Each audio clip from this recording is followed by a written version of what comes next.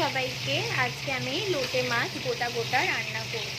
সেটা দেখো রেসিপিটা কীভাবে আমি করি। তো চলো, কড়াই আমি বসিয়ে দিয়েছি। এবার কড়াইতে আমি তেল দিয়ে দেবো।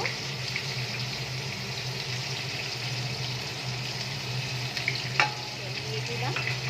আমি একটা মশলার পেস্ট বানিয়ে রেখে দিয়েছি, সেটা চলো তোমাদের দেখিয়ে নিই। তেলটা ততক্ষণ গরম হোক।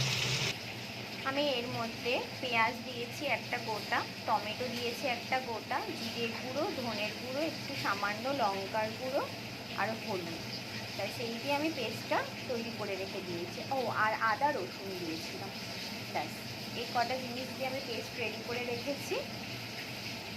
এবার চলো দেখা যাক রেসিপিটা কীভাবে আমি করি।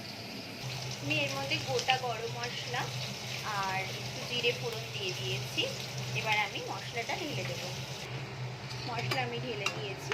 এবার ভালো করে এটাকে কষিয়ে নেব যতক্ষণ না তেল বেরিয়ে আসছে। দেখো আমার এটা অনেকটাই কষে এসেছে। এবার আমি মাছগুলোকে এর মধ্যে দিয়ে দেব। দেখো মাছগুলো আমি দিয়ে দিয়েছি। খুব হালকা হাতে একটু নাড়াতে চাড়াতে হবে যাতে মাছগুলো ভেঙে না যায়।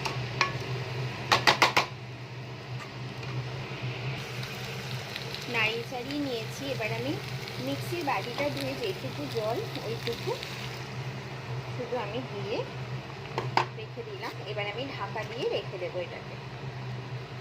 বেশিক্ষণ লাগে না লোটে মাছ করতে, তাই ঢাকা দিয়ে 5 মিনিট মতন কুক করব।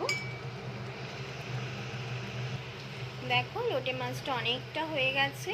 একটুখানি ঝোলটা শুকোলেই আমি নামিয়ে দেবো। আমি ধনেপাতা ছিটিয়ে দিয়েছি। হয়ে গেলে আমি নামিয়ে দেবো।